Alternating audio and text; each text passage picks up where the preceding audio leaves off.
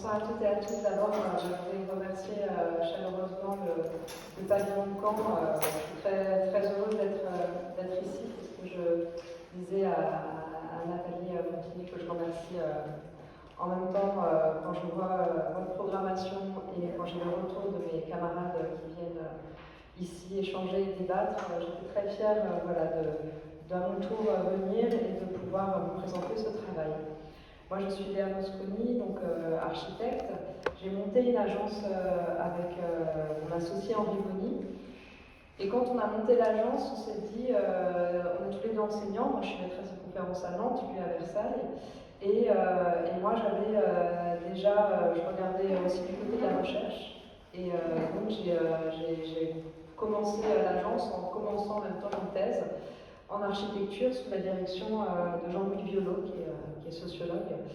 Et pour ma thèse, je vais commencer avec ça, pour ma thèse, j'ai exploré la manière dont les questions écologiques se réaffirment, on va dire, dans le monde de l'architecture de la fin des années 90 au milieu des années 2010. Et en fait, ce que j'ai oublié de dire, c'est que quand on a monté donc, cette agence, on s'est dit qu'on voulait être à mi-chemin justement entre la recherche et la pratique, entre l'expérimentation et le projet. Et donc, on s'est dit qu'on avait, c'était très important d'être dans une forme de réalité, d'être dans des projets de maîtrise d'œuvre. On a des tout petits projets de maîtrise d'œuvre, et en même temps d'avoir un territoire dans lequel faire des explorations à mi-chemin entre la théorie et les recherches prospectives. Et donc, c'est pour ça qu'on fait beaucoup d'expositions. On a toujours une exposition en cours. Et donc, quand j'ai commencé ma thèse sur ces questions écologiques, j'ai fait une sorte de cartographie de comment, pendant 25 ans, la question écologique s'affirme dans le monde de l'architecture, en regardant quelles étaient les notions qui étaient mobilisées, quels étaient les acteurs qui les mobilisaient, quels étaient les lieux où elles étaient mobilisées. Et donc j'ai pu voir que si on parle beaucoup des questions énergétiques dans les années 2000, ça affirme d'autres sujets de manière un peu plus prégnante dans les années 2010 et qu'apparaît assez tardivement la question du vivant et puis des vivants. Et c'est ce que j'ai expliqué cet après-midi. Moi, c'est quelque chose qui m'a beaucoup interpellée parce que quand j'ai regardé pour ma thèse la manière dont les architectes s'emparaient de ces questions écologiques, là j'ai peut-être un peu caricaturé, j'en suis désolée, mais c'est vrai que ça donnait lieu à des dispositifs, des réponses avec des solutions, des dispositifs techniques très, parfois un peu figés, des centimètres d'isolant, des panneaux photovoltaïques et autres. Et c'est vrai que quand arrive la question du vivant et des animaux, on a moins de réponses dogmatiques parce que nous arrive une question qui nous échappe un peu, parce que ces animaux, ce vivant, on a moins de contrôle et de maîtrise dessus. Et donc, au départ de l'exposition que je vais vous présenter, Paris Animal, il y a cette réflexion autour de ce que fait cette question du vivant à une réflexion écologique sur l'architecture. Première chose. Et alors pourquoi aussi on a voulu monter cette exposition? Pour réfléchir à ces questions de vivant et de biodiversité, mais aussi travailler avec les animaux. Il nous semblait que c'était un sujet intéressant parce que ça nous renvoyait de manière assez vive à la question de la cohabitation. Je m'explique, pour une précédente exposition, celle que j'ai montrée juste avant, c'est à la Maison d'Architecture Île-de-France en 2015. Ici, on est au Frac Centre, et au Frac Centre, on a fait une exposition qui s'appelait Dessiner le monstre moderne. Et pour cette exposition, on allait voir le philosophe Bruno Latour, que vous connaissez sûrement, et pour l'interroger sur la figure du monstre. Et à la fin de cet entretien qui a été projeté dans l'espace d'exposition que vous voyez là, Bruno Latour nous a dit qu'en fait le monstre il est intéressant parce que c'est une figure ambivalente de l'altérité et parce qu'en fait il nous pose de manière très saillante la question des modalités de cohabitation, parce qu'en fait le monstre il a des comportements qu'on ne maîtrise pas, qui nous échappent, et quelque part il nous invite à réfléchir de manière très forte les questions d'altérité de cohabitation, parce que c'est déjà dur de cohabiter avec nos semblables, alors cohabiter avec celui qui nous est différent, c'est encore plus difficile. Et c'est là qu'il est arrivé sur la question de l'animal, en disant l'animal, il a cette force aussi. Il a cette force où il nous pousse dans nos retranchements sur la question de la cohabitation. Et alors, j'ai été un peu longue, pardon, mais pour moi, c'est important, avant de commencer la présentation de l'exposition Paris Animal, d'avoir ça en tête. On a voulu explorer la question de l'animal en ville pour cette question écologique, pour cette question de biodiversité, de vivant, parce qu'on y est confronté de manière très forte aujourd'hui, mais aussi pour cette question de cohabitation, parce que penser une ville vivante, penser une ville dans laquelle fourmillent les bêtes, ça pose quand même la question de comment on cohabite avec ces bêtes réellement. Et donc, on a proposé donc, cette exposition au pavillon de l'Arsenal. On leur a dit le pavillon de l'Arsenal fait souvent des expositions liées au territoire parisien. Pour nous, c'était parfait, ça nous permettait d'avoir un territoire d'études. Et le pavillon de l'Arsenal a une grande qualité, c'est qu'en général, dans leur modalité de travail, ils commencent par le catalogue, ils commencent par le livre. À savoir que le catalogue n'est pas un concentré de l'exposition. Le catalogue, c'est la recherche qui permettra de faire émerger des pistes fructueuses pour l'exposition.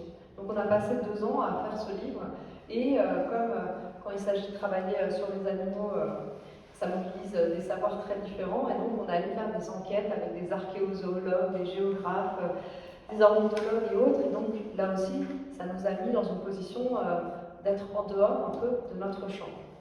Et donc en allant faire cette enquête auprès de différents chercheurs, on s'est dit qu'en fait, pour réfléchir aux pistes, pour cohabiter avec les bêtes dans la ville de demain, et pour faire une ville accueillante pour les bêtes dans le Paris de demain, en fait, il fallait opérer un retour historique. Il fallait regarder la longue histoire, pour 2 raisons. D'une part, pour voir quels dispositifs architecturaux, urbains et spatiaux on avait mis en place pour cohabiter avec les animaux, première chose. Et deuxième chose qui nous semblait importante, c'était quelque part, en voyant le rôle et la place des animaux dans la construction de la ville, on s'est dit c'est important aussi symboliquement de rendre visibles ces autres habitants et de construire la grande histoire des bêtes, du rôle des bêtes dans la ville. Donc il y avait ces deux idées. L'exposition qu'on a construite, elle s'est structurée en 4 parties thématiques qui montrent un peu des positionnements un peu différents de chaque époque. Je vais commencer avec la première période. Après c'est le catalogue. La première période, on a fait ce choix de retourner tout au début de la construction de la ville, et donc de retourner à la période gallo-romaine. Et donc je commence, ça c'est la première image qui est présentée dans l'exposition. On est au 1er siècle, c'est le pilier des Notes, c'est un des premiers monuments à Paris. Alors on ne voit pas très bien, mais en fait sur ce pilier il y a un taureau qui est ici, et au-dessus du taureau il y a 3 grues. Et en fait, les 3 grues qui sont là, elles disent au taureau, elles préviennent le taureau que juste derrière, sur cette face qu'on ne voit pas très bien, il y a le dieu Ésus, qui est le dieu des charpentiers, qui quelque part, on pourrait dire en extrapolant et en faisant rentrer les choses dans le récit qu'on veut raconter, c'est un peu le dieu des architectes, que le dieu Ésus est là, et qu'il est en train de couper la forêt pour faire sortir le taureau de la forêt.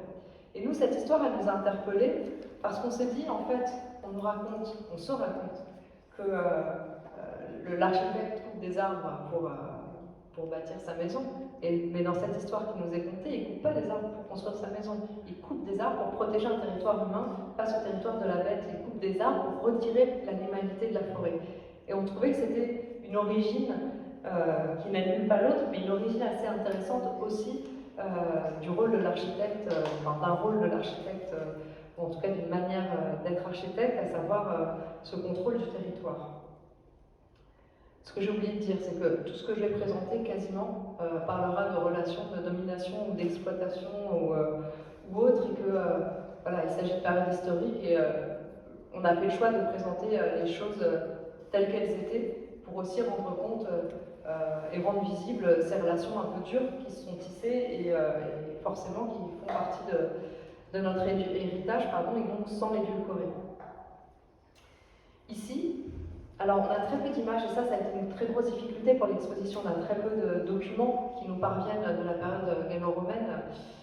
Donc là, on va travailler avec une archéologue géniale qui s'appelle Sylvie Robin, avec un archéologue qui s'appelle Didier Busson, qui nous ont un peu raconté ces fragments qu'on retrouve, qu'on retrouve de cette période. Et ici, vous avez des poteries qui représentent les scènes d'affrontements qui se déroulaient dans les arènes de Lutèce. Dans les arènes de Lutèce, on est donc à Paris, c'est un des plus vieux monuments de Paris. Et donc les arènes de Lutèce, comme vous le savez, sont le lieu où on affronte la bête sauvage. Et ce qu'on trouvait assez intéressant, c'est que donc, le rituel qui est instauré, c'est qu'on prend la bête la plus sauvage qu'on trouve dans les forêts avoisinantes, on la fait venir dans Lutèce, on lui fait faire le tour de Lutèce, ensuite on l'affronte dans les arènes.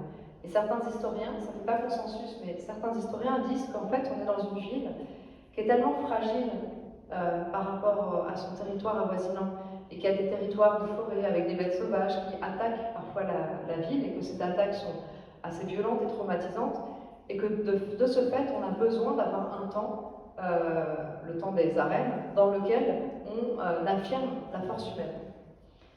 Alors, je ne sais pas si c'est vrai, mais en tout cas les arènes de Lutèce elles pouvaient contenir 17 000 personnes sur une population de 20 000, donc en fait elles pouvaient contenir tout le monde. Et donc, quelque part, elles étaient le lieu dans lequel, en tout cas, je ne sais pas si on éprouvait la force humaine, on essayait de la montrer, de la rendre visible. Et j'avance un tout petit peu. J'avance à cette... je suis désolée, c'est pas le bon qui a été installé. Je l'ai repris tout à l'heure. Je suis désolée, je change dès maintenant parce que j'aimerais pas qu'il manque les images que j'avais prévues. Là, l'affichage n'est pas bon, je ne sais si je ne me trompe pas. Excusez-moi. Et voilà. Et donc j'ai évoqué tout à l'heure une cohabitation dans la ville gallo-romaine qui a une dimension fantasmagorique, qui est symbolique. Il y a une autre raison et qui est présente aussi bien dans la ville gallo-romaine que dans la ville médiévale de cohabitation entre humains et bêtes, et qui fait qu'il y a une promiscuité des corps entre les corps humains et les corps des bêtes. C'est une raison purement utilitariste, c'est que les bêtes sont mangées et que du coup on les élève à proximité de son lieu d'habitation, de son lieu de vie, et que l'abattage se fait aussi, lui, à proximité. Il faut voir qu'à part les bêtes, les bœufs, l'ensemble, la quasi-totalité des bêtes d'élevage à ce moment-là sont imbriquées dans le tissu de la ville, ce qui crée une cohabitation des corps assez forte. Une anecdote qui traduit assez bien ça, on est en 1131, donc au Moyen-Âge, il y a un jeune roi, le roi Philippe, qui rentre d'une chasse et il traverse Paris. Et en traversant Paris, il a un cheval, son cheval bute sur un cochon, et le roi tombe, se blesse et meurt.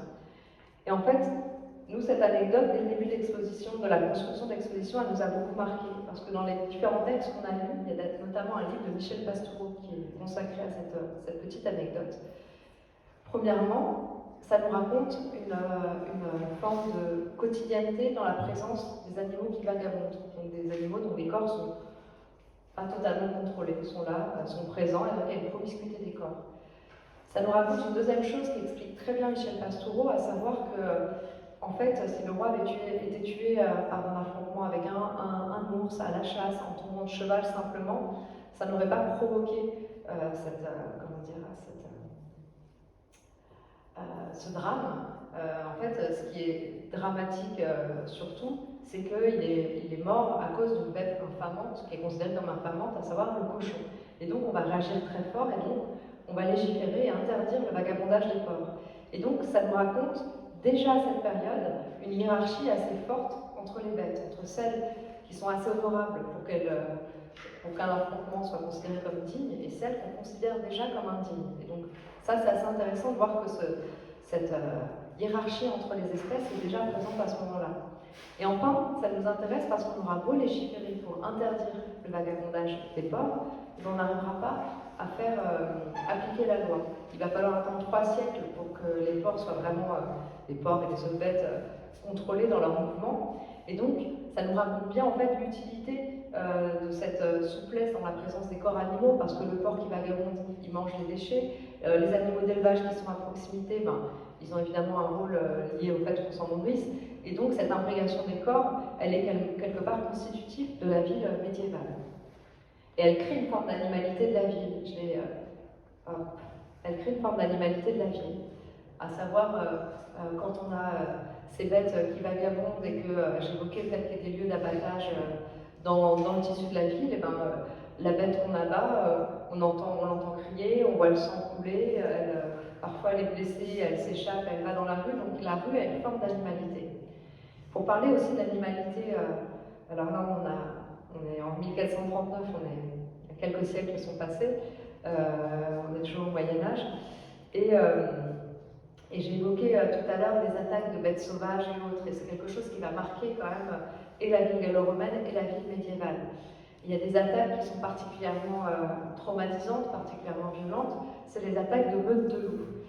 Et en fait, là, on a une période particulière, même si, en fait, tout le long de l'histoire que je compte jusque-là, en fait, il y a des attaques de loups, elles sont comptées, racontées, vous connaissez le chaperon rouge et autres, on met en place des dispositifs comme là, un piège à loups pour combattre les loups, mais bon, là, on est en 1439, on est au lendemain de la guerre de 100 ans, et en fait, en une semaine, 14 Parisiens vont être tués par une meute de loups.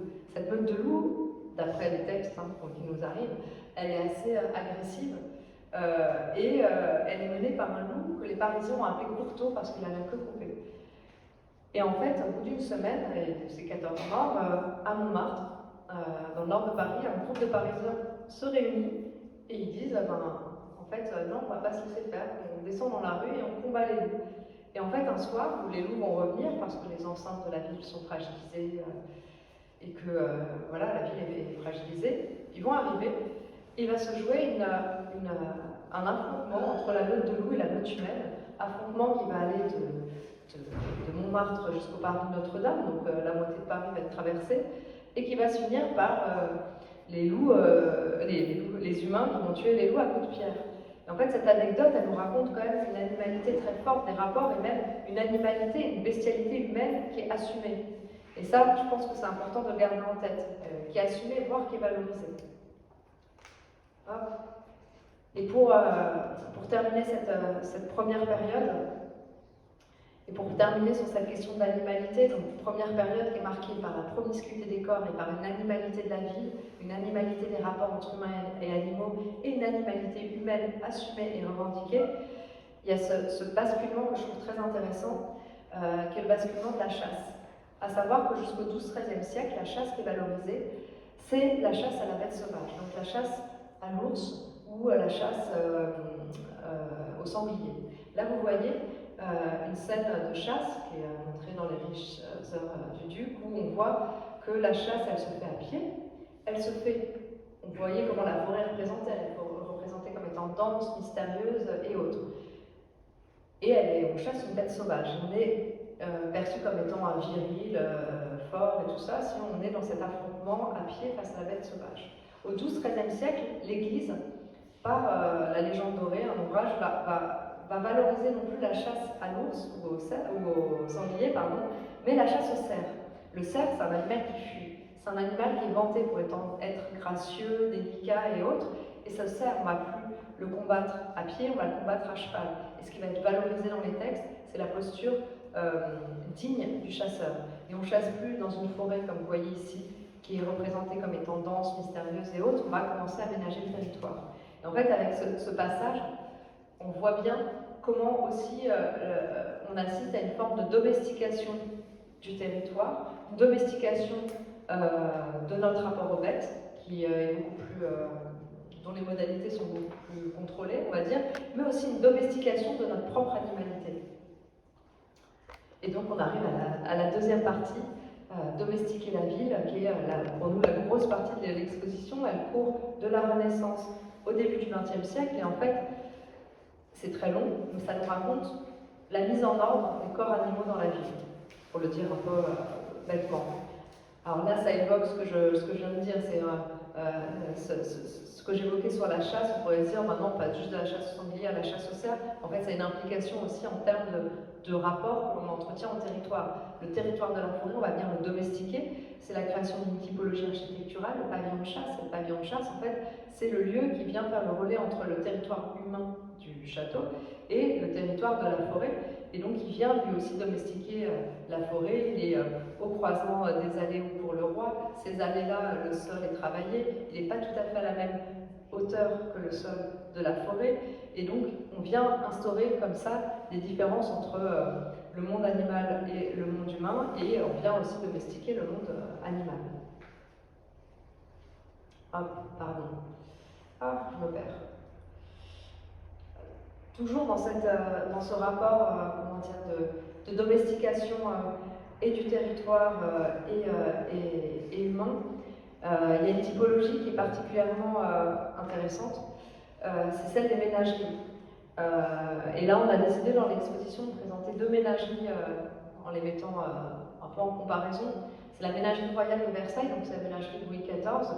Cette ménagerie royale, elle est là quelque part, entre autres choses, mais pour montrer, rendre visible la capacité et le pouvoir du roi à aller dans des territoires lointains et en rapporter des preuves. Et elle est là pour rendre visible aussi le pouvoir du roi à qui on peut offrir des bêtes sauvages et exotiques. Les animaux qui sont dans ces lieux-là donc, sont comme des traces, sont comme des objets de ce pouvoir. Et quelque part, même dans l'architecture, vous voyez, il y a le pavillon qui est dédié aux humains, le pavillon d'observation, et ensuite on a ces enclos dans lesquels, quelque part, il y a une tension qui est mise entre l'animal qui, plus il est sauvage, plus il est exotique, plus il est même féroce, plus il est intéressant pour être dans ce lieu. Mais il faut absolument qu'on montre la capacité humaine à le dompter et à en faire un objet tenu et maîtrisé. Et dans une autre, totale autre perspective, j'exagère, mais dans une perspective différente en tout cas, il y a la ménagerie du Jardin des Plantes. La ménagerie du Jardin des Plantes, elle est créée en 1793, au lendemain de la Révolution française. Et c'est Bernardin de Saint-Pierre, qui est l'intendant du Jardin des Plantes, qui décide, qui va prendre la parole pour l'ouverture de la ménagerie et qui va écrire de nombreux textes sur la ménagerie. Et Bernardin de Saint-Pierre, il va invoquer plusieurs raisons. Celle qui m'intéresse le plus, c'est qu'il va dire dans un texte qu'en fait, dans les rues de Paris, il y a des forains, il y a des montreurs d'ours, qui ont des pratiques décadentes, et que ces bêtes n'ont rien à faire dans l'espace public, et que la ménagerie elle est là pour faire venir ces bêtes dans un lieu où on prendra soin de ces bêtes. Quelque part, c'est une manière de venir domestiquer l'espace public, c'est une manière de venir retirer de l'espace public des pratiques qu'on juge comme étant pas convenables. Et en fait, ce qui est intéressant, c'est si on fait un peu des parallèles avec ce qui se passe à cette époque ou dans les décennies qui vont suivre, il y a vraiment cette idée de venir domestiquer l'espace public. Quelques décennies plus tard, on va créer je n'ai pas le nom exact, je dis asile pour femmes, mais ce n'est pas le bon mot, en tout cas, où on va être très vigilant avec ce qu'on considère comme étant déviant dans l'espace public. Donc ça, je pense que c'est une raison qui est assez intéressante d'observer. Et notamment, Bernardin de Saint-Pierre va dire, en fait, si les forains ont des pratiques décadentes, ça peut donner des mauvaises idées entre humains pour avoir des pratiques décadentes.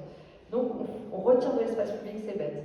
Ensuite, on vient évidemment s'occuper des bêtes qui étaient dans la ménagerie précédente, qui avec la Révolution française sont recueillies. Et troisième chose, il y a l'idée d'une classification du vivant. Il y a l'idée de commencer à venir,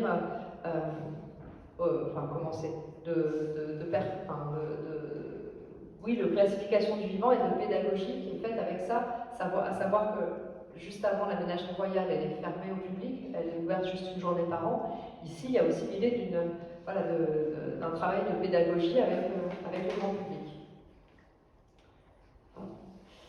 Et là, on arrive, alors pardon pour les grands sauts temporels, c'était un peu l'idée qu'on avait de cette exposition, c'était de ne pas faire une exposition exhaustive, on n'en avait pas les moyens sur 2000 ans d'histoire.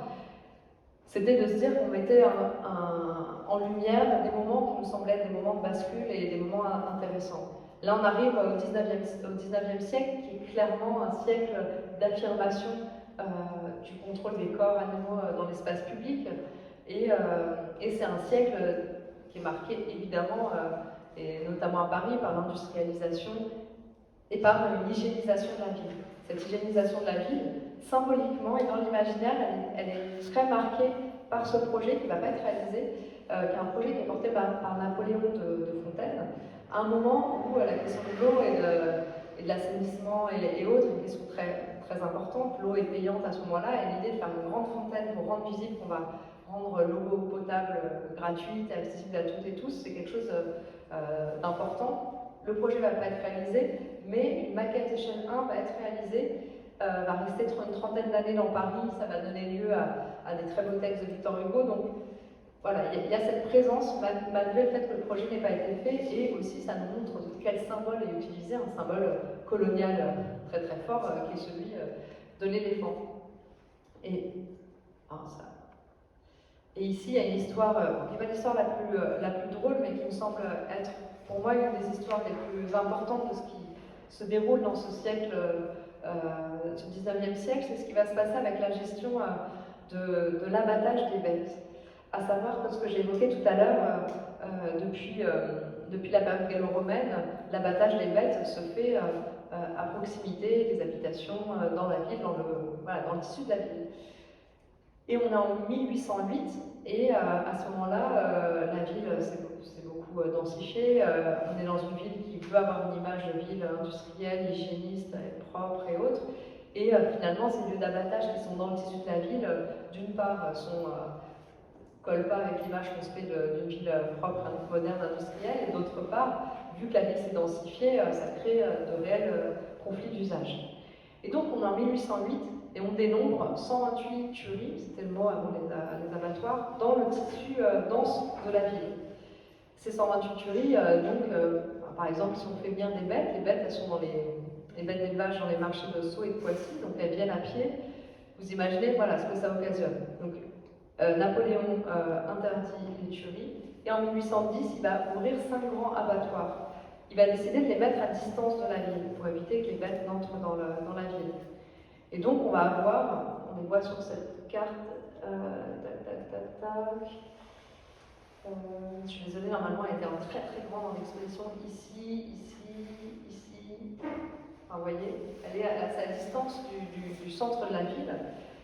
Et donc on passe, déjà on change d'échelle, on passe de 128 à 5, et on n'est plus dans le tissu de la ville, on est en dehors. Et donc, quelque part, c'est une mise à distance de la mise à mort des corps animaux. Et c'est une industrialisation de leur mise à mort. Et puis, entre 1800 et 1860, la population parisienne triple, d'une part, et d'autre part, la consommation en viande décuple. Ce qui fait qu'en fait, on a besoin de beaucoup de viande, et les abattoirs, les 5 abattoirs que j'ai évoqués tout à l'heure, comme la population a augmenté, la ville s'est étendue, ils sont carrément dans le tissu de la ville, donc en fait, les mêmes problèmes se répètent à quelques décennies d'écart. Et donc, on va créer les abattoirs généraux de la Villette, qui sont là encore plus loin, qui sont associés à une gare, la gare Paris-Bestiaux, qui sont associés à un marché aux bestiaux. Le tout fait 54 hectares, c'est énorme. On vend 3-4 millions de têtes par an, ce qui en fait le marché le plus grand d'Europe. Et quelque part, on assiste là encore à une autre étape dans l'industrialisation de la mise à mort, dans la mise à distance de la mise à mort, et par une forme, comment dire ça? En fait, on assiste à cette mise à distance de ce que l'on ne veut pas voir comme bête dans la ville. Et donc ça, c'est quelque chose qui va vraiment marquer le 19e siècle, à savoir une partition des lieux où sont les bêtes. Il y a les bêtes qui peuvent être dans la ville, il y a l'animal de travail qui peut être dans la ville, l'animal d'élevage qui commence à être un peu plus à distance, l'animal marchandise, l'animal mort qu'on met encore plus à distance. Et donc c'est un siècle qui vraiment partitionne, fait du zoning avant l'heure avec le corps des bêtes. Et en fait, ce que je trouve intéressant, ce qu'on trouve intéressant, c'est ce que j'évoquais au début, c'est que même si on veut contrôler le plus possible le corps des bêtes, et bien quelque part, les choses parfois nous échappent. Et c'est ce que montre assez bien la question du rat.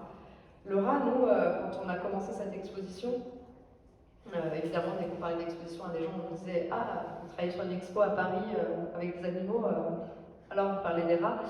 Et en fait, on s'est rendu compte que dès le 1er siècle, dans la période gallo-romaine, déjà on trouve des traces de rats.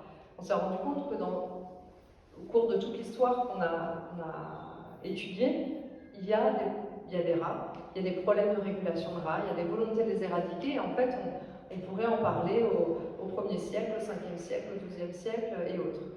Et donc en gros, tant qu'il y a des urbains, il y a des rats. Mais ce qu'on a trouvé très intéressant, c'est que dans ce 19e siècle autoritaire où tout est sous contrôle, dans ce 19e siècle qui se veut hygiéniste, on va créer l'infrastructure qui est le symbole même de l'hygiénisme, à savoir les égouts. L'ingénieur Belgrand va créer les égouts. On crée 2600 km d'égouts comme symbole de la propreté de la ville. Et en fait, en faisant ça, on crée le territoire de rêve des rats. Et en fait, c'est incroyable, en créant ces égouts, ces rats qui ont toujours été une question de régulation, se trouvent à se proliférer énormément, ce qui, alors là, cadre vraiment pas avec la ville du 19e, donc on va commencer à avoir des grands discours où on parle de l'éradication complète des rats. On l'affirme, c'est déclaratif, mais on n'arrive pas à le faire, en fait, ça nous échappe. Donc, on va dire aux Parisiens, il faut nous aider, si vous revenez avec une queue de rat, on vous donne 3 francs. les Parisiens vont faire des élevages de rats pour les tuer et rapporter des queues de rats pour avoir de l'argent. Donc en fait, on a voulu le placer à cet endroit de l'exposition parce que ça nous semblait assez incroyable de voir que quelque part on était face à un animal dissident qui nous renvoie à notre incapacité, et encore heureux d'ailleurs, à tout contrôler et notamment à contrôler les vivants. Évidemment, c'est un siècle aussi où il y a des inventions typologiques assez intéressantes, enfin, en tout cas, et à l'échelle du corps des chevaux et des animaux. Il y a deux, je vais aller rapidement, mais il y a la création. Pardon, je reprends ma phrase. Les hippodromes, la typologie de l'hippodrome est créée à la fin du XVIIe siècle et le cirque à la fin du XVIIIe, mais c'est au XIXe siècle, au milieu du XIXe, qu'on va voir à Paris se développer beaucoup ces typologies-là. Et ces typologies, elles sont intéressantes parce qu'elles sont à l'échelle du corps de l'animal, à savoir l'hippodrome, ben, ça renvoie clairement à la capacité du cheval à tourner autour j'ai oublié la longe, pardon. L'hippodrome, il est construit en fonction du corps brusque du cheval. Là aussi, c'est encore une fois ce que j'évoquais tout à l'heure. Il y a les animaux qu'on tolère, qu'on ne tolère pas et qu'on valorise dans la ville. Il y a l'animal spectacle, qu'il soit dans le zoo, enfin dans la ménagerie ou dans l'espace de l'hippodrome ou du cirque, qui est toléré, avec évidemment des limites entre ce qui est de l'ordre du territoire humain et ce qui est de l'ordre du territoire animal, qui sont évidemment toujours très présentes.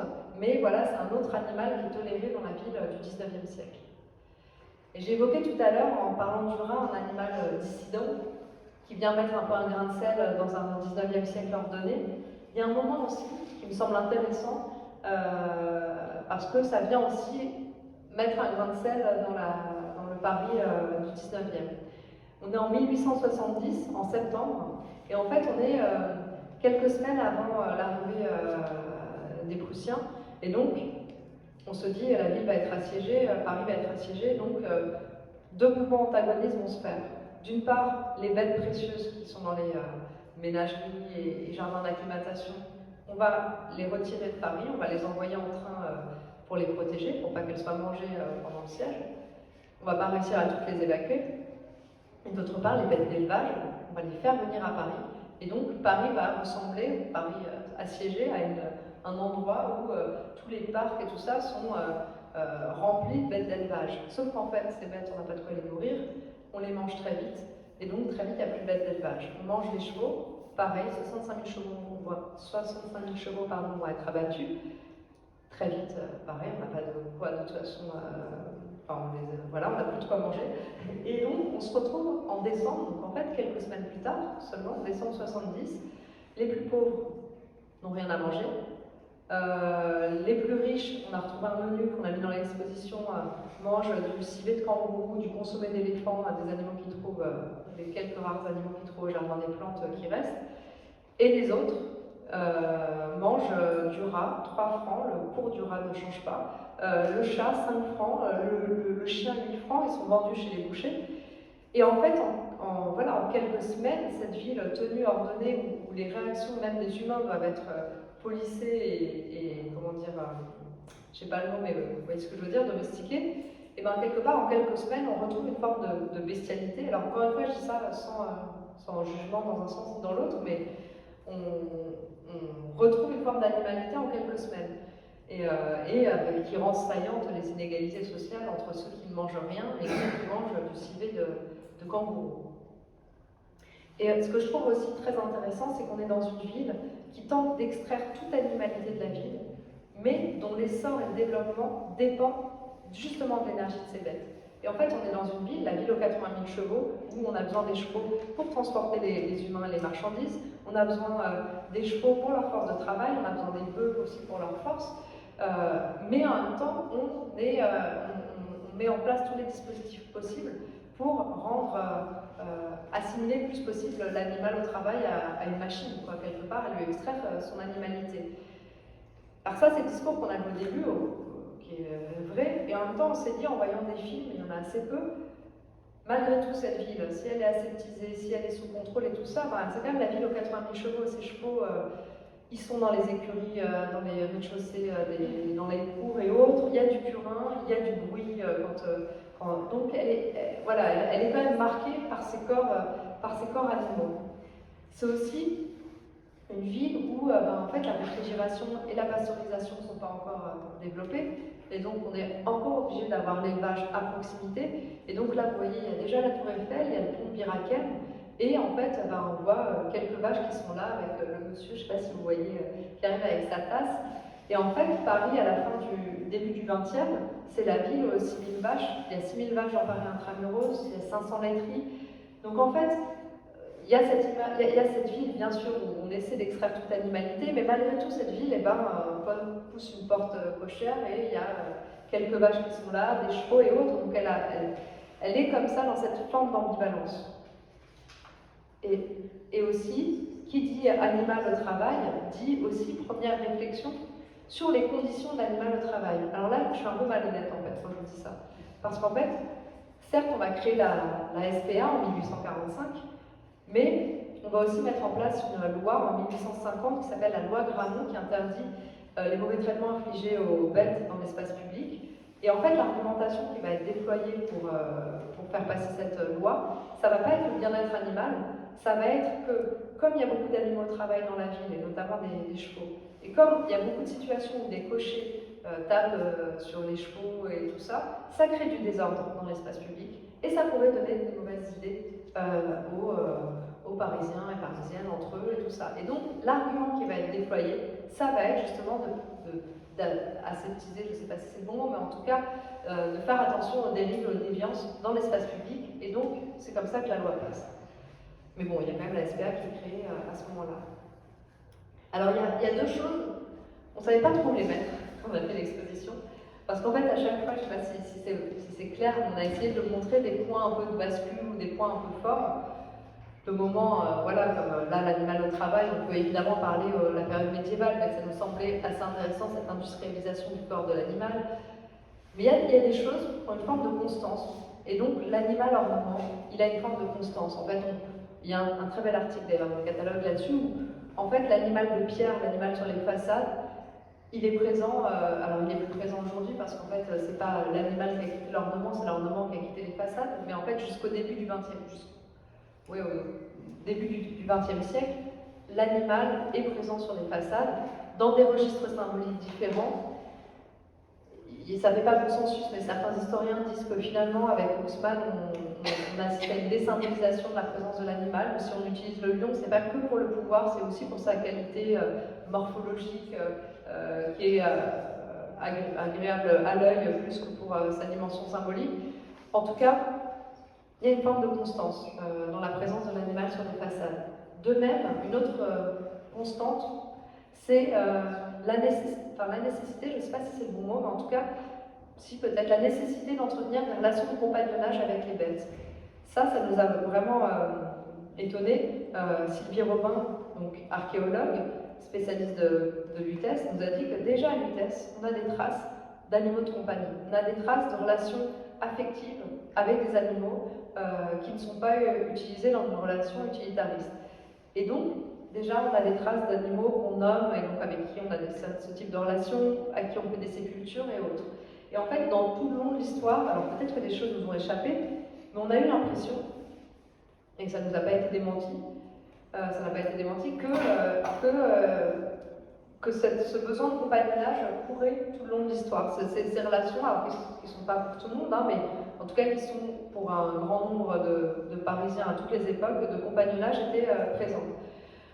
On a voulu en parler en 1899 parce que c'est le moment où Marguerite Durand, qui est une actrice féministe, va défendre avec un avocat une loi pour autoriser l'enfouissement des animaux de compagnie. Et en fait, suite à cette loi, dans la foulée, elle va ouvrir le cimetière animalier d'Anières-sur-Seine, sur l'ancienne île aux Ravageurs. Et en fait, ça, c'est quand même assez intéressant parce que ça veut dire que donner une sépulture, c'est quand même donner une place symbolique très forte. Donner une sépulture dans une ville aux fonciers précieux, c'est aussi voilà, donner une certaine place. Aujourd'hui, il y a 90 000 animaux qui sont enterrés dans ce cimetière. Et aussi, en fait, je racontais ce que je vous dis lors d'une visite, et j'étais avec une géographe qui s'appelle Nathalie Blanc, et elle me disait, et c'est vrai que c'était assez intéressant, elle me disait, oui, c'est vrai, mais en attendant, tous les animaux ne peuvent pas être dans ce cimetière. C'est l'animal de compagnie qui est dans ce cimetière. Ce qui veut dire aussi, et c'est aussi intrinsèque à cette période où chacun est à sa place. L'animal de compagnie, il peut être dans la ville, il peut être dans la ville même au foncier précieux, parce qu'il est animal de compagnie, l'animal au travail, il peut être dans la ville s'il est assimilé une machine. L'animal marchandise, en revanche, il est à l'écart. Le nuisible, on le combat et on l'éradique, on veut l'éradiquer. Et donc, ça traduit aussi le fait que ce soit que pour les animaux de compagnie, là aussi, une hiérarchie qui est faite entre les différentes espèces dans la ville. Alors là, on va passer, on est toujours dans cette deuxième grosse période, mais on a quand même un basculement important. On passe on arrive à aller dans les années 30-40, très vite, en fait, entre la pasteurisation et la réfrigération, ce qui fait qu'on peut faire venir de loin la nourriture, et l'invention du moteur, en fait, très vite, on n'a plus besoin d'avoir, en tout cas l'animal qui était présent en ville pour des relations utilitaristes n'est plus présent en ville. Et donc là, forcément, ça change énormément la quantité d'animaux présents dans la ville. Et donc il y a quelques poches qui persistent. Il y a le salon de l'agriculture, où une fois par an, on théâtralise la venue de bêtes d'élevage dans la ville. On le théâtralise tellement que c'est à la télé, les hommes politiques et femmes politiques doivent être, ne pas y être ou autre. Et donc c'est voilà, un moment théâtralisé, une sorte de spectacle, de mise en spectacle des bêtes d'élevage. Une deuxième poche, où il y a encore une présence animale, c'est le zoo. Le zoo est dans une version un peu différente. Là, c'est le zoo de Vincennes. Le zoo de Vincennes, il est fait à partir du modèle du zoo de Hambourg.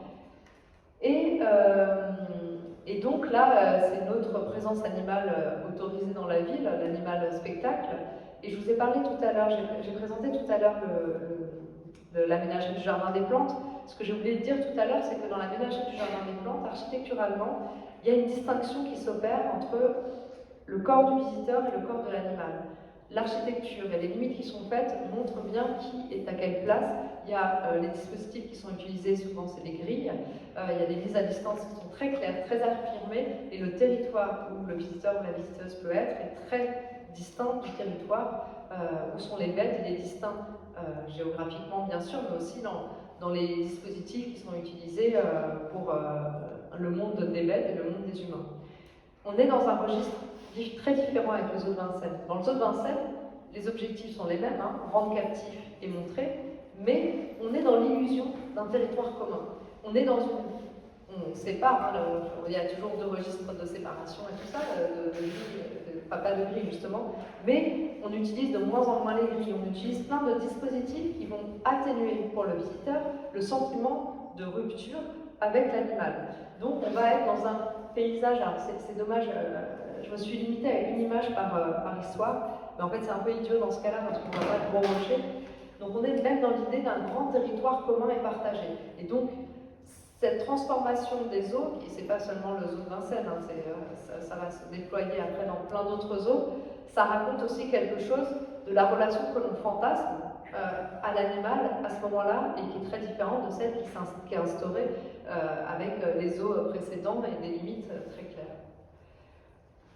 Troisième lieu, donc dans cette deuxième partie du XXe siècle, où on constate une présence animale, c'est le centre équestre. C'est une typologie qui a inventé à Paris, dont la première présence date des années 40 à Paris. Et en fait, nous, on a été très étonnés quand on a fait cette longue enquête pour l'exposition de voir combien en fait, le centre équestre était une typologie très présente dans le Grand Paris. Aujourd'hui, à Paris, dans le Grand Paris, il y a 700 structures équestres. Dès les années 60, c'est le premier sport féminin. Il y a plusieurs textes d'historiens spécialistes de ce sujet qui disent autant le 19e siècle, c'est le siècle du cheval, le 20e siècle, c'est le siècle des cavalières, autant le 19e siècle, c'est le siècle du cheval machine, le 20e siècle, c'est le siècle du cheval loisir. Et là aussi, ça nous raconte aussi quelque chose qui évolue, alors encore une fois, en bien, en mal, voilà, entre le rapport qu'on entretient à l'animal machine qu'on exploite pour sa force, à l'animal loisir qu'on exploite pour le loisir. Et donc on a terminé avec cette deuxième grosse période. Et nous, donc, quand on a terminé ces recherches, on s'est posé la question des présences animales à Paris. Et on a partitionné cette partie donc sur les présences animales à Paris aujourd'hui en trois sous-parties. La première, on a interrogé les modalités, les types de relations qu'on peut entretenir aux animaux. La deuxième, les questions de biodiversité que ça posait. Et enfin, la question de l'animalité. Sur la première, on a fait ces cartes à l'atelier, c'est des gravures. On a travaillé avec une géographe, Marlène Lagarde, qui travaille sur les transhumances à Paris. Et en fait, alors attendez, juste j'attrape juste un tout petit peu d'eau.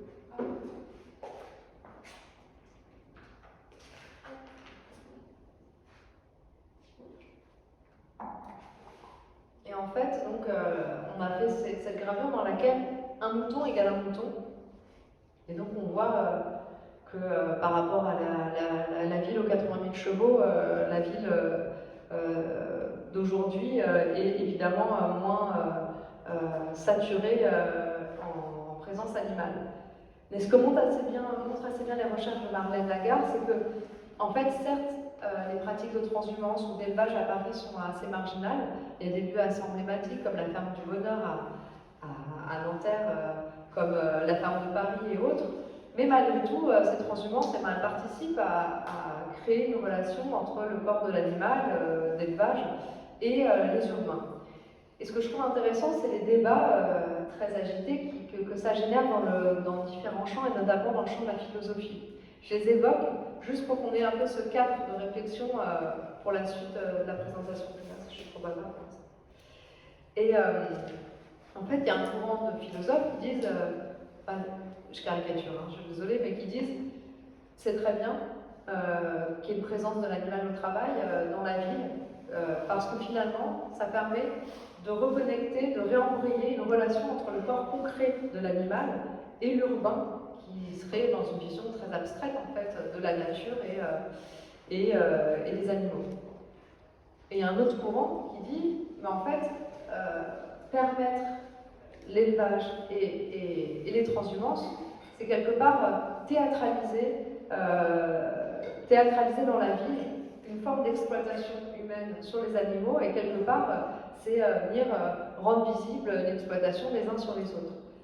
Et en fait, sans prendre position ici à ce moment-là de notre discussion, je trouve que c'est assez intéressant de se poser cette question, parce que la vie n'est pas tout à fait la même si on se dit que l'animal au travail a une place et un rôle dans la ville, ce qui suppose un espace, un territoire, des relations. On évoquait tout à l'heure cette question, ça suppose l'animal au travail, ça suppose sa retraite, qu'est-ce qu'on en fait? Enfin, voilà, ça pose plein de questions. Que si on dit non, cette relation, c'est une relation d'exploitation, donc on l'évacue de la ville. Ça change un peu les modalités de la ville. Deuxième type de relation, ce sont les relations de soins. Et ça, c'est des relations qui se développent énormément, et cette photo fait partie d'une série de photographies de la photographe Aurélie Squarnet, qui est allée dans le centre vétérinaire de Maison-Alfort, où chaque année il recueille 7000 animaux sauvages dont ils prennent soin. Et ce que montrent très bien les photos d'Aurélie Squarnet, c'est qu'en fait, pour prendre soin de la bête sauvage, ça suppose une connaissance mutuelle pour que la confiance s'établisse. Ce ne sont pas des animaux domestiques sur lesquels elle a fait cette série de photos. Et ça suppose là une relation qui est, je pense, depuis le début de ma présentation, la seule relation à peu près symétrique qui peut s'opérer. Et peut-être que ça, cette question du soin, c'est une piste à garder en tête. Et autre type de relation, on l'a un petit peu évoqué tout à l'heure, c'est la relation à l'animal de compagnie. Et en fait, j'ai évoqué tout à l'heure le fait que Paris, ce soit la ville c'était la ville aux 80 000 chevaux. Aujourd'hui, Paris, c'est la ville aux 100 000 chiens, c'est la ville aux 250 000 chats, et c'est la ville aux 100 000 chiens dans un territoire extrêmement déjà dense en population humaine. Et nous, au début de l'exposition, on est allé faire une enquête auprès des gens qui ont des chiens. On s'intéressait plus aux chiens qu'aux chats parce qu'on trouvait l'implication dans l'espace public est quand même un peu plus prégnante. Et donc les gens qui ont des chats et des chiens nous ont dit mais c'est la catastrophe, on a très très peu de lieux dans lesquels promener nos chiens. Alors on a fait des cartes dans lesquels on a repéré les lieux où on peut lâcher son chien et les lieux dans lesquels on peut être avec son chien, mais en laisse. Et effectivement, à Paris, et comme j'imagine dans beaucoup d'autres villes, les lieux dans lesquels les chiens peuvent être en liberté sont très très restreints. Et ensuite, on avait ces réflexions en tête, on avait la question du rat qui nous revenait beaucoup, et notamment de beaucoup de parents qui se plaignaient de la présence des rats dans les squares pour enfants. Et ce qui était vrai à ce moment-là, beaucoup de rats. Et à un moment donné, on s'était dit, mais est-ce qu'on ne pourrait pas proposer que dans les squares à Paris, quand le square ferme à 20h, 20h30, le square soit fermé donc aux enfants, mais qu'on puisse aller promener son chien. C'est un espace clos. Quelque part, les présences de chiens dans le square font que les rats ne sortent pas parce qu'il y a des rapports de territoire qui se jouent. Et donc, on avait interrogé des ornithologues et écologues et naturalistes pour savoir ce qu'ils en pensaient. Alors, ils nous avaient confirmé qu'en effet, il y aurait moins de rats. Mais ils nous ont dit, mais vous êtes fous.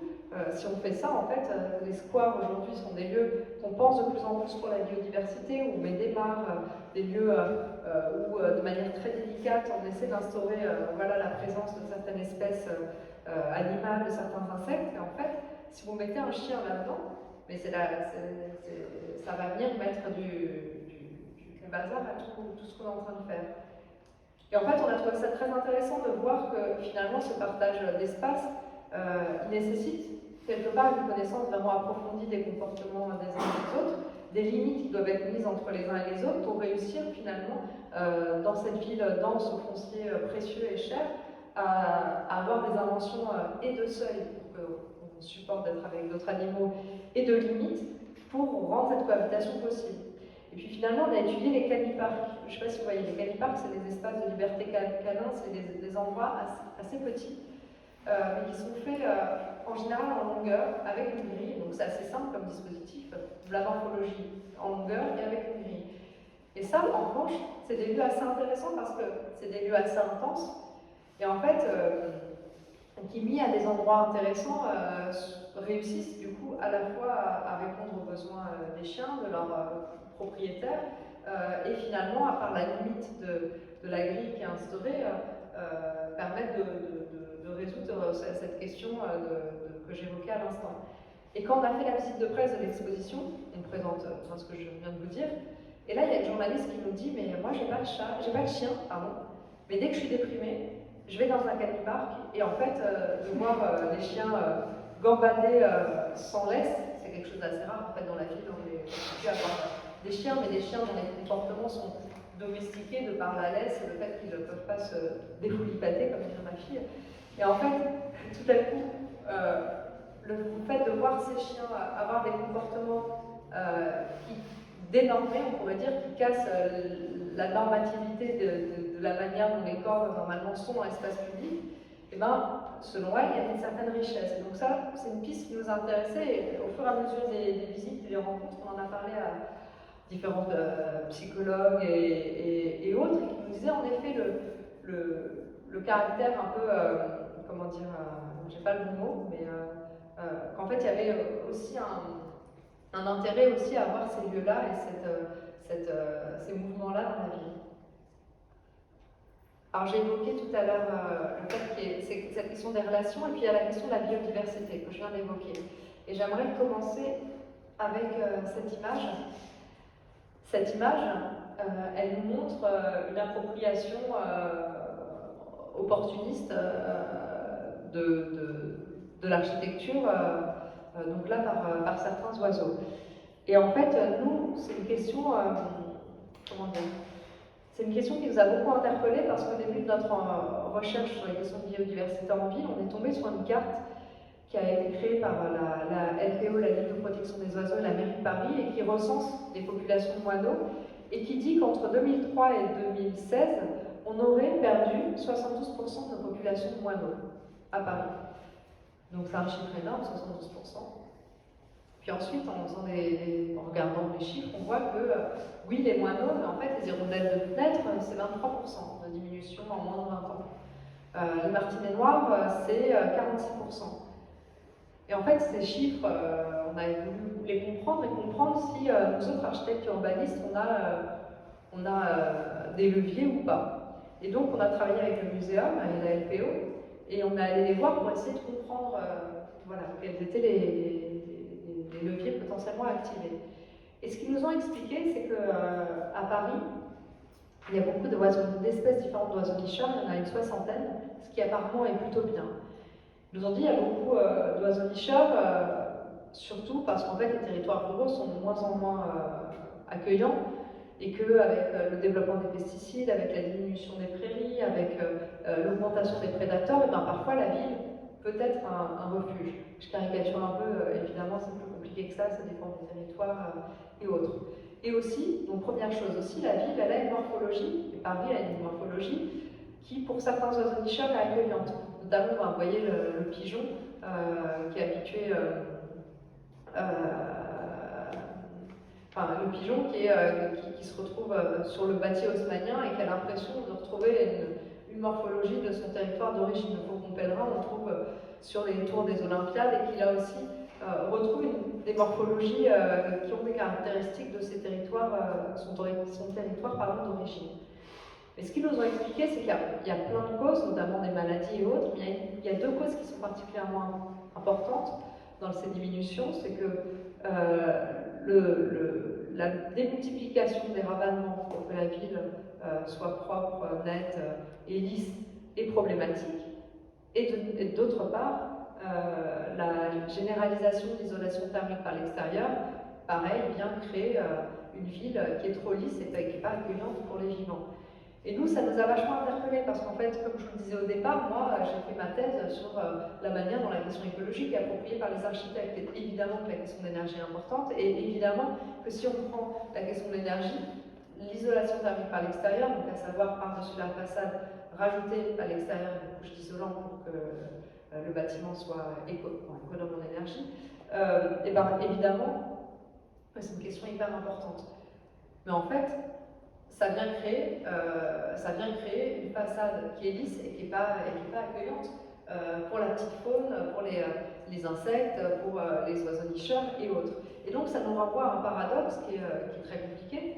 Alors il y a des agences, vous connaissez sûrement, Chartier David, qui vient proposer par-dessus la couche d'isolant de faire un travail d'une façade un peu rugueuse qui permettrait de remplir ce rôle. Ça suppose une démultiplication de matière.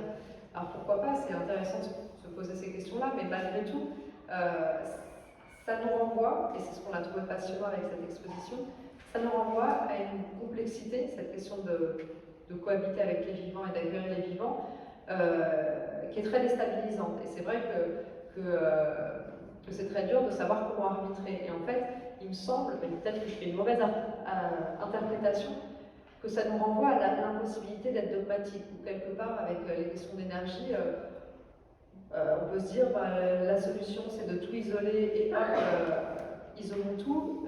Cette question du vivant, ça nous renvoie à la singularité des situations, où parfois on fait peut-être que le curseur sur lequel il faut mettre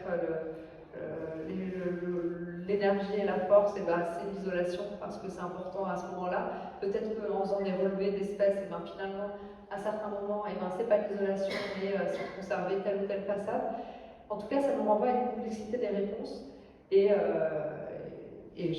c'est pas évident. C'est pas évident. Donc, première échelle de la biodiversité, la question du bâti et de ce mot étrange et assez beau, les anfractuosités. À savoir, l'anfractuosité, c'est les petites cavités dans lesquelles les insectes et la petite faune peuvent venir se loger. Donc la nécessité d'avoir une ville qui a des anfractuosités et du bâti qui a des anfractuosités pour cette première échelle de biodiversité. La deuxième échelle de biodiversité dont j'aimerais parler, c'est celle de certaines typologies qui, à l'origine, ne sont pas prévues pour ça, mais qui finalement sont assez précieuses pour la question de la biodiversité en ville. La question des cimetières, les cimetières en sont un très très bon exemple. Alors évidemment, à Paris, on n'utilise pas, d'ailleurs pas qu'à Paris, de pesticides, et depuis, entre autres pour ça, mais aussi parce que le cimetière, il y a souvent un mur d'enceinte, il y a un ralentissement et du bruit et des activités, il y a plein de raisons qui font qu'on a un cadre assez favorable au développement de la biodiversité. Pendant le confinement, il y a le conservateur en chef du cimetière du Père-Lachaise qui a fait enfin il le faisait avant, mais en tout cas il l'a rendu célèbre sur Instagram, un recensement des différentes espèces qu'il retrouvait dans son cimetière. Et donc ça a rendu visible quelque part la faune assez foisonnante qu'on pouvait trouver à proximité de nous. Et ça a permis, dans une période où je pense que tout le monde peut-être pas tout le monde, mais on a été en tout cas plus à l'écoute, où on a éveillé notre œil naturaliste, ça a permis de rendre visible un peu ces différentes populations. Aussi, il y a Jean-Christophe Bailly qui dans un texte parle, j'aurais du mal à en parler bien, je vais essayer, qui parle d'une rencontre qu'il fait à un moment donné avec un cerf qui traverse la route, et il dit c'est une rencontre avec la grâce frémissante. Et quelque part, les rencontres qui peuvent s'opérer avec cet animal dans le cimetière qui est furtif, qu'on croise occasionnellement mais qu'on n'est pas sûr de croiser en y allant, qui est un animal dont on n'est pas propriétaire, sur lequel on n'a pas comment dire, en tout cas dont on n'est pas propriétaire, c'est quelque part quelque chose à préserver au-delà de la biodiversité. Préserver des possibles rencontres fugitives entre entre notre monde et le monde des bêtes, et avoir cette rencontre avec la grâce frémissante du corps du renard, du renardeau, de la mésange ou autre. C'est aussi pour ça que c'est important de préserver, voire de sanctuariser ces lieux, au-delà des questions de biodiversité, il me semble. Il me semble, et cette phrase qu'on a toutes et tous trop entendue, mais qui malgré tout est important d'avoir en tête, on protège ce que l'on connaît, et donc préserver des lieux dans lesquels on est en relation avec le corps de l'animal, c'est aussi préserver une vision qui n'est pas abstraite des enjeux liés à la faune et à la flore. Une chose qui nous a rendu heureuses et heureux, c'est quand on est allé interroger les écologues autour des différents dispositifs à mettre en place pour participer à la biodiversité en ville, c'est de voir leur enthousiasme face à ce dispositif assez simple qui est celui de la mare. En fait, c'est un dispositif violent évidemment, mais fin des années 2000, la mairie de Paris a mis en place une vingtaine de mares avec des dispositifs pour les étudier un peu assez sérieusement. Et en fait, ils se sont rendus compte que la biodiversité qu'ils trouvaient dans la mare était particulièrement riche, largement aussi riche qu'ils l'imaginaient, voire plus riche. Et en fait, ce qu'on trouve assez intéressant, c'est que la mare, c'est quelque chose qui est assez peu coûteux à mettre en place, qui demande assez peu de foncier. À partir d'une dizaine de mètres carrés, c'est déjà intéressant d'avoir une mare. Et ce qui compte, en revanche, c'est qu'elle crée un maillage. Ce qui compte, c'est qu'elle soit accessible à vol d'insectes, donc en gros 500 mètres. Déjà, c'est assez beau comme idée de se dire, elle peut être modeste, mais elle doit être dans un maillage avec les autres. Et ensuite, après un siècle, un 19e siècle assez autoritaire, avec des grandes actions magistrales fortes et viriles, se dire que ce petit dispositif de rien du tout, quelque part, eh ben, il a des actions fortes. Quelque part aussi sur une vision un peu moins viriliste de l'aménagement du territoire, on trouvait que c'était assez intéressant. Après, même si je disais avec malhonnêteté, il suffit de 15 mètres carrés, c'est vrai. En attendant, là, l'exemple qui est ici, c'est une mare qui est, si je dis pas de bêtises, qui est aux arènes de Lutèce, à côté du square des arènes de Lutèce, et cette mare, à la place, avant, il y avait à la place un tout petit terrain dans lequel les enfants jouent au foot. Malgré tout, on est dans une ville où le foncier est très très précieux, où il est très débattu, il y a des conflits d'usage tout le temps. Et évidemment que même pour faire une petite part de 15 mètres carrés, c'est des négociations importantes, et c'est normal que ces négociations aient lieu, parce que évidemment que la question des usages aussi et des sociabilités est importante.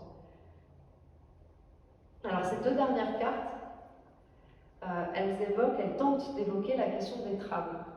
On a parlé de la biodiversité à l'échelle du bâti, de la biodiversité à l'échelle du quartier, de la biodiversité avec les mares, Et en fait, il y a une autre échelle qui est hyper importante. Là, on s'est basé sur le travail de Maxime Zouka, qui est naturaliste et ornithologue, c'est celle des grandes continuités. Et en fait, j'aurais dû vous montrer... bon. Cette carte, elle représente les populations de cerfs et lapes en Île-de-France.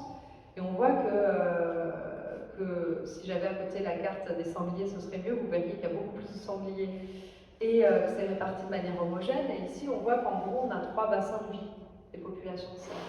En fait, le cerf et l'ape, c'est un des indicateurs pour penser les crânes vertes, parce qu'il est très sensible aux fractures du territoire. Et en fait, à l'opposé, ici,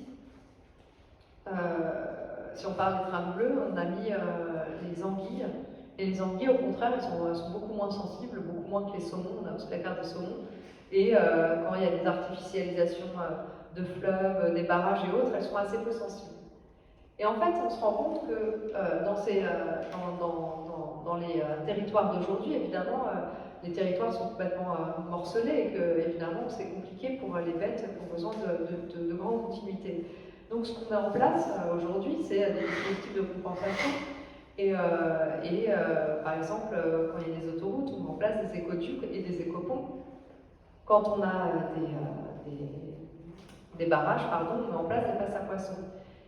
Et en fait, c'est assez intéressant parce que ça permet de faire face au développement des infrastructures et tout ça, et c'est déjà bien que ça permette à certaines bêtes de passer. Sauf que le problème, c'est que ces dispositifs, et dans l'exposition, et j'aurais dû le mettre, on a mis une série de photos qui sont issues des captures de vidéosurveillance de Vinci Autoroute, où on voit les bêtes qui passent au-dessus des autoroutes et en dessous. On voit que, alors on surinterprète sûrement, mais que les bêtes passent, mais elles passent dans des lieux qui sont très étrangers à leurs habitudes et à leurs conditions intrinsèques, à savoir pour une bête passer dans un petit tunnel dans lequel on ne peut pas être aux aguets et autres, c'est une condition compliquée. Ce que je veux dire, de manière très maladroite, c'est que cette question des continuités, elle est compliquée parce que, évidemment, que c'est important de penser des dispositifs qui permettent d'assurer la continuité dans des territoires fracturés. Mais un des soucis, c'est que ça ne pose pas les questions de manière fondamentale des raisons qui font que ces territoires sont fracturés.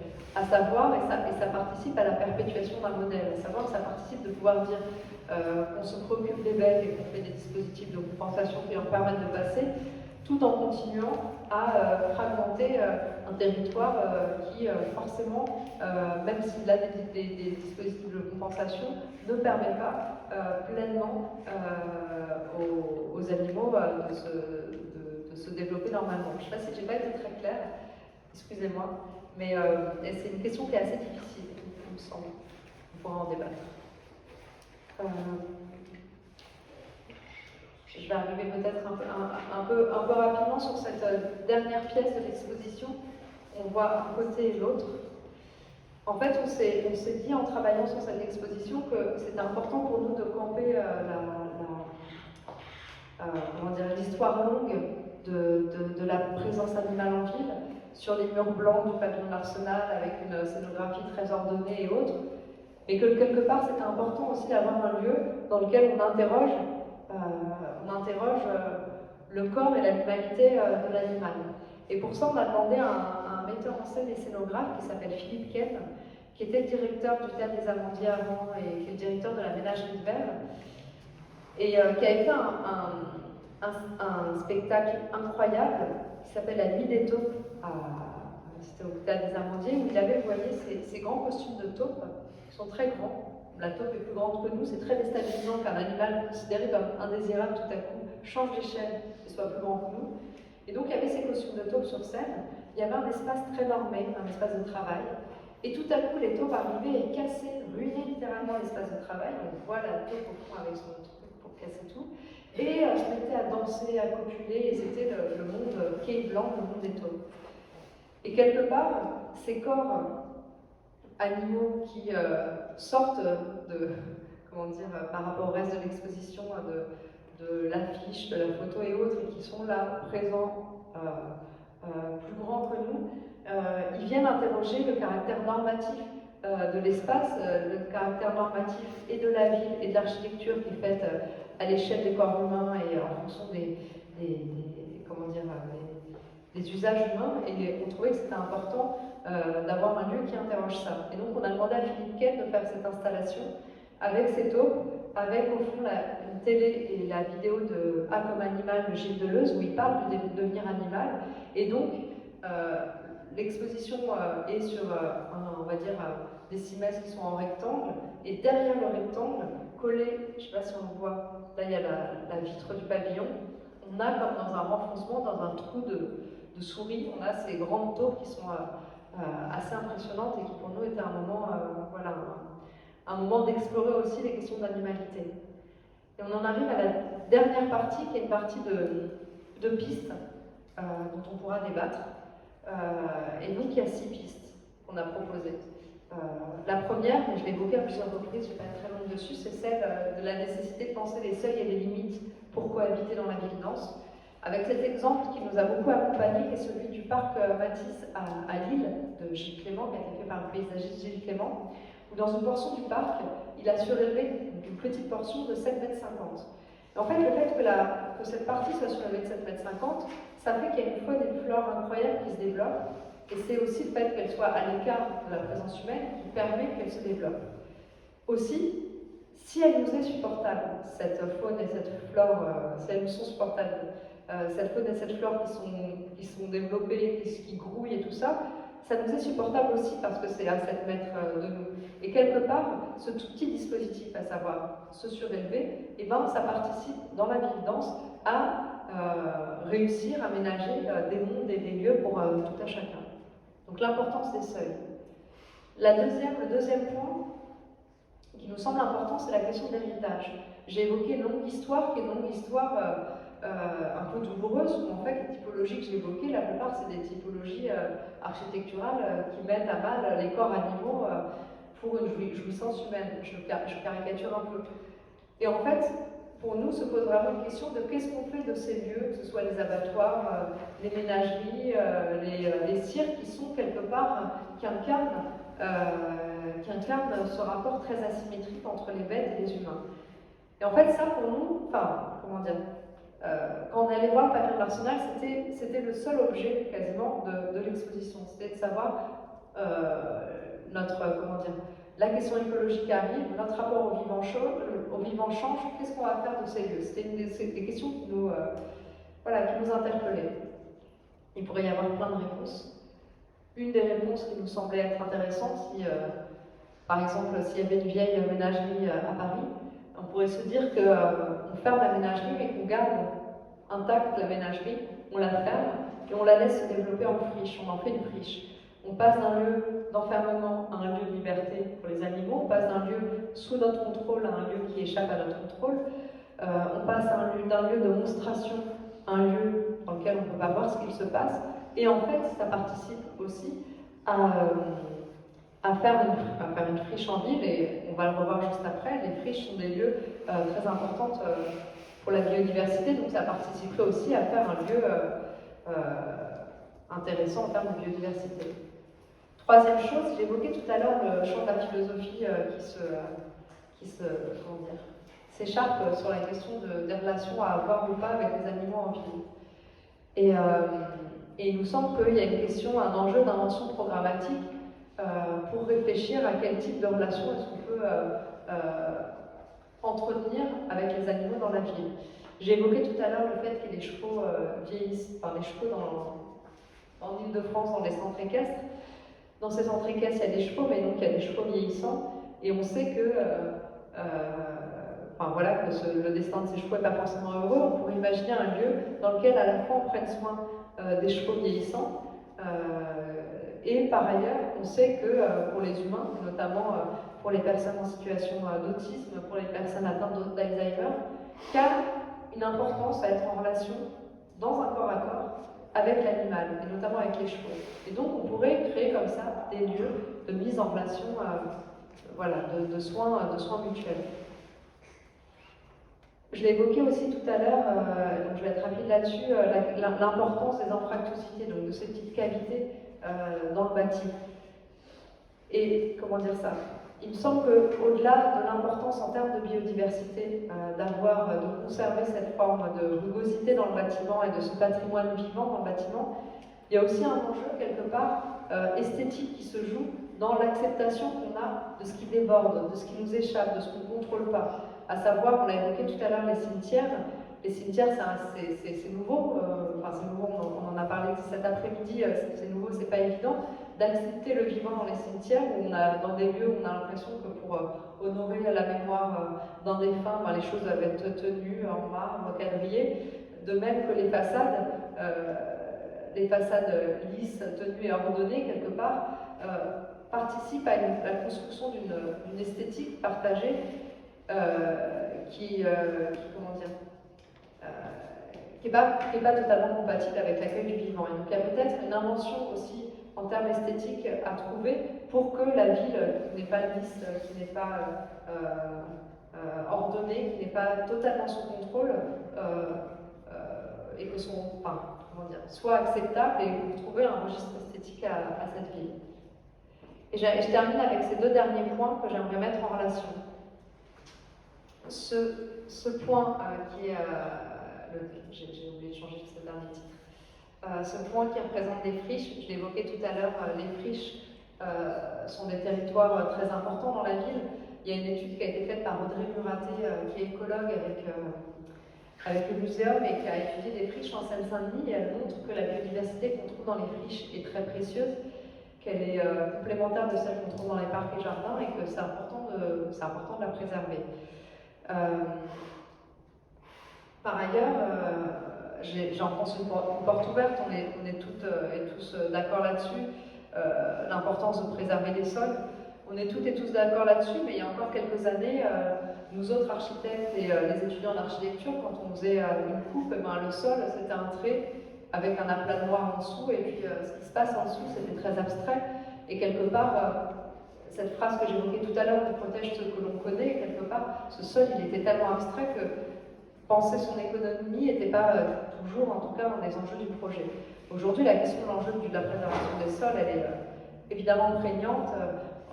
Il y a la loi du zéro artificialisation nette, à savoir le fait de ne plus artificialiser le sol à horizon 2050. Et donc, c'est des questions qui se posent de plus en plus dans l'espace public, et c'est très important. À ce sujet-là, nous, quand on a interrogé les écologues, naturalistes et autres sur les conditions d'une architecture accueillante pour le vivant, nous ont dit oui, c'est important, les façades avec les impactosités, le toit accueillant, tout ça, mais tout ça, on s'en fout par rapport au sol en fait. Il vaudra toujours mieux économiser quelques mètres carrés de sol que d'avoir une façade biodiversitaire et un toit planté. En fait, le plus important, c'est la préservation du sol. Et donc, une question, moi, un paradoxe, une question qui m'interpelle, c'est le fait qu'avec cette loi qui est du zéro artificialisation nette, il y a un discours qui revient de plus en plus chez les aménageurs, chez les politiques, à savoir, oui, on pourra plus artificialiser le sol, mais on a cartographié les territoires en friche, et quelque part, on pourra aller construire ces territoires en friche. Et il me semble que là, ça pose une question et ça montre un paradoxe, à savoir qu'aujourd'hui, il y a des sols agricoles qui sont extrêmement pauvres et très très peu vivants.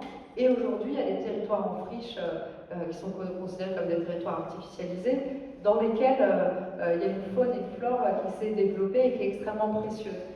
Et il me semble que ça renvoie à la question que j'évoquais tout à l'heure par rapport aux isolations thermiques par l'extérieur, ou au début sur les raisons de cette exposition. À savoir, le vivant est une question extrêmement complexe et que c'est très difficile d'avoir une position dogmatique. Évidemment, ce serait idiot de dire non, on ne va plus jamais construire et les friches, on ne les construit pas et on ne construit pas le sol et puis on ne fait pas de logement quand il y a des crises du logement et autres, ça évidemment. Néanmoins, aller construire des friches qui sont des territoires qui, même d'un point de vue anthropocentré, même pour nous, participent à rendre la ville vivable et supportable, il me semble que c'est une grosse erreur. Donc, ça me permet de conclure sur l'importance, si cette exposition nous a appris quelque chose, elle nous a appris à être un peu plus modeste, un peu plus réservé, et à étudier l'ensemble des possibilités, à éviter d'avoir une vision dogmatique des actions à mettre en place. Et je termine. Voilà. Je termine juste. Non. Il est 10.